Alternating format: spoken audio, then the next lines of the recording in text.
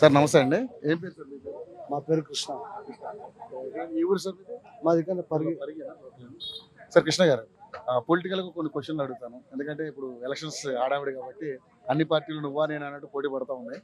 ముఖ్యంగా చూసుకుంటే ఇక్కడ టీఆర్ఎస్, కాంగ్రెస్, బీజేపీ గట్టి ఫైట్ ఉంది. సో మరి ఈసారి ఎంపీ ఎలక్షన్స్లో ఇక్కడ ఏ పార్టీకి అవకాశం ఉంది? మీ అభిప్రాయం? కాంగ్రెస్కి అవకాశం ఉంటుంది. ఎందుకని అంటారు?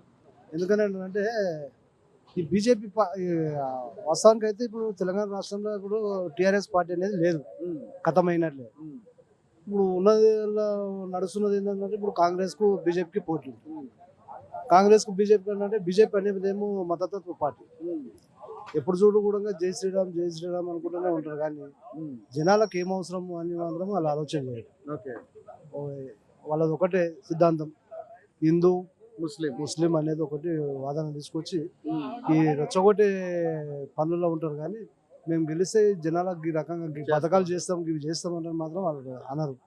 ఎందుకంటే కాంగ్రెస్ ఏం చేస్తానంటే ఈ బడుగు బలమైన వర్గాలను అందరినీ కూడా, వాళ్ళని ఉన్నోళ్ళని లేని వాళ్ళని అందరినీ చూసి కూడా, ఇంతకుముందు కూడా చేసింది కూడా కాంగ్రెస్ పార్టీ.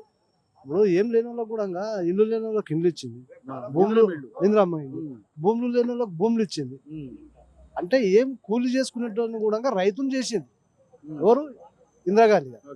ఎందుకంటే కనీసం అసైన్మెంట్ భూమి అయినా ఇచ్చి వాళ్ళను రైతుల లెక్క చేసి మనిషికి 2 ఎకరాలు 3 ఎకరాలు ఆ రకంగా ఇచ్చి ఇలా రైతుల లెక్క బతుకుతున్నారు వాళ్ళు. ఎవరు? సామాన్య జనాలు కూడా. దున్నుకునికే భూమి ఇచ్చింది, కానీ మళ్ళీ దున్నుకునికే ఎట్లా అంటే ఎడ్లు బండ్లు కూడా ఇచ్చింది, పనిముట్లు కూడా ఇచ్చింది. ఈ ఎడ్లు బండి ఇచ్చినాక కూడా పంట ఎప్పుడు పండుతుంది? 6 నెలలకు ఒకసారి పంట వస్తుంది. అప్పటిదాకా ఎట్లా వాళ్ళకి రోజు పైసలు కావాలంటే ఎట్లా అంటే అప్పుడు ఇంటికి ఒక బరిని కూడా ఇచ్చారు. ఎవరికి? ఈ ఎస్సీలకు, ఎస్టీలకు, బీసీలకు కూడా ఇచ్చారు. అంటే ఎవరైతే బలహీన వర్గాలు ఎవరైతే ఉన్నారో వాళ్ళకు ఆ రకం కూడా చేశారు. ఇంకా అంతకంటే ఇంకేం చేస్తుంది కాంగ్రెస్ ప్రభుత్వం? 10 ఏళ్లలో మరి టీఆర్ఎస్ ప్రభుత్వం ఏం చేయలేదండి. టీఆర్ఎస్ ప్రభుత్వం ఏం చేసింది? మొత్తం అవినీతి. ఏమిచ్చింది? ఇప్పుడు దళితుల్ని ముఖ్యమంత్రిని చేస్తాను, ఫస్ట్ అబద్ధం, అది మాట తప్పి. ఆడికెళ్ళి అన్ని మాట తప్పుడే ఉన్నాయి. దళితులకు 3 ఎకరాల భూమి అన్నాడు, ఏడా ఇచ్చిండు? ఇయ్యలే. దళిత బంధు అన్నాడు. మనిషిని ఆశ పెట్టుడు, ఓట్లు దున్నుకోవడం తప్పితే జనాలకైతే ఏం చేసింది లేదు.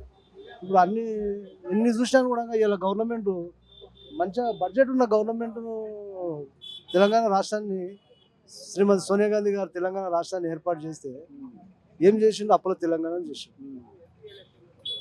ఎక్కడ ఉన్నది అభివృద్ధి? ఎక్కడ ఉన్నది? అందుకే ఏమైంది? ఎవరే కానీ జనాలు కూడా మామూలు వ్యక్తులు కాదు, వాళ్ళు కరెక్ట్ డిసిషన్ తీసుకుంటారు. తెలంగాణ ఉద్యమంలో ఆయన ఉద్యమం చేసిండు కాబట్టి ఆయనకు అవకాశం ఇచ్చారు జనాలు. 10 ఏళ్ళు చూసారు, ఇక నీతో జాలరా ఆయన అనుకున్నారు. మళ్ళీ ఏమైంది? బీజేపీ మళ్ళీ కాంగ్రెస్కి ఇచ్చింది. ఇప్పుడు కూడా ఏం చేస్తుంది? 10 ఏళ్ళు నరేంద్ర మోడీ పాలన చేసిండు. ఆయన నల్లధనాన్ని తీస్తా మొత్తం అకౌంట్లలో 15 లక్షలు వేస్తా అంటున్నాడు, జన్ధన్ ఖాతాలో యాడేసి. అందుకే ఇప్పుడు కూడా రాహుల్ గాంధీ గారు కూడా ఖచ్చితంగా ప్రధానమంత్రి. రాహుల్ గాంధీ గారికి ప్రధాని అయ్యే యోగ్యత లేదని చెప్పి మాట్లాడుతూ ఉన్నారు. చాలా మంది మాట్లాడుతారు, అనుకుంటారు, అనేటోళ్ళు అంటారు, చాలా మంది అంటారు. అదే ఇప్పుడు రేవంత్ రెడ్డిని మొన్న దాకా కూడా ఏమన్నారు? అందరూ విమర్శించారు. ఆయన ఒక్కసారి కూడా ఆయన మంత్రి పదవి కూడా చేయలేడు. మంత్రి పదవి చేయకుండా ఆయన డైరెక్ట్ సీఎం అయినా అంటే ఊహించారు ఎవరన్నా? కాదు కదా. అది అన్ని ఉట్టి మాటలు, గాలికి 90 మాట్లాడుతుంటాం. కానీ ముఖ్యంగా చూస్తే మీరంతా కూడా రియల్ ఎస్టేట్ వ్యాపారంలో ఇక్కడ చాలా ఎక్కువ ఉంటుంది, పరిగి చేవెళ్ళి అంతా కూడా. సో ధరణి మీద మీ అభిప్రాయం ఏంటి సార్? ధరణి అంటే చాలా దోపిడీ, అది కనబడని దోపిడీ. అది కనబడని దోపిడీ అది. అందుకే జనాలను చాలా పీడించింది. అది మామూలు దోపిడీ కాదు అది. సో మొత్తానికైతే రంజిత్ రెడ్డి గారు ఘన విజయం సాధిస్తారు. నాకు తెలిసి 12 సీట్ల వరకు రావచ్చు అని అనుకుంటున్నాను. గెలుస్తారని పక్కా అనుకుంటున్నాను. Thank you sir, thank you so much. చాలా బాగా మాట్లాడారు. Thank you so much sir.